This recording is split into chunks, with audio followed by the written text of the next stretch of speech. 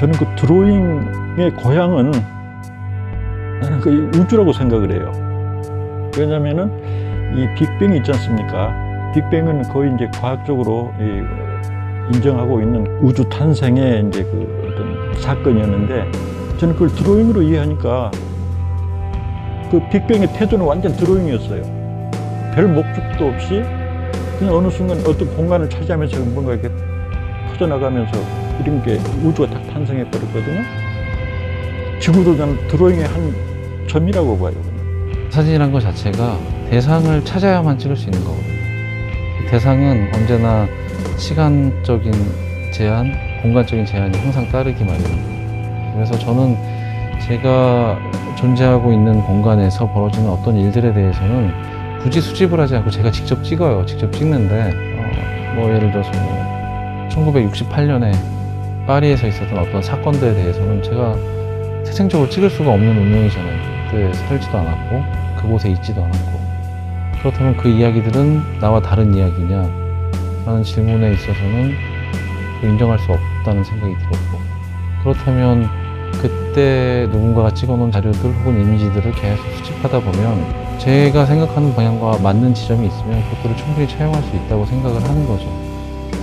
그러다 보니까 저는 훨씬 더 제가 움직일 수 있는 혹은 작업할 수 있는 여지들이 넓어졌다고 생각을 하거든요. 제가 온 세상의 어떤 이야기들, 그런 것들은 저한테 있어서 방대한 마치 지식이 집대성되어 있는 도서관 같은 것이고, 그 이야기들을 발견하고 관찰해서 그리고 사유해서 그것을 다시 어떤 작가의 연금술적인 어떤 마인드로 그거를 표현해내고 해석해내고, 이런 작업실 또는 그것이 보여진 전시장, 이런 것들이 저희 실험실이라고 생각을 해요. 그 안에 걸려드는 살아나가면서 느끼는 의아한 점이나 의문스럽게 느껴지는 점이나 또는 표현해내고 싶은 점이나 중요하다고 생각하는 부분들, 그런 것들이 아주 자연스러운 공기처럼 그 안에서 선택되어지고 표현해지는 것 같아요.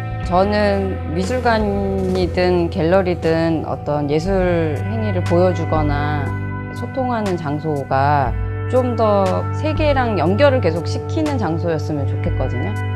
완성된 작품을 사람들이 와서 감상을 하고 그냥 가기도 하지만, 그 감상을 할 때 어떤 세계랑 만나는 지점들이 있잖아요. 그래서 거기에 뭐 감동을 받을 때도 있고, 그걸 다시 가져가서 돌이켜서 생각해 볼 때도 있고, 그런 순간들을 만나게 하는 장소였으면 좋겠다라는 바람이 있죠. 우리가 살고 있는 세계에 대해서 계속 끊임없이 질문을 던지는 게 예술가이지 않을까라는 생각이 좀 들고요.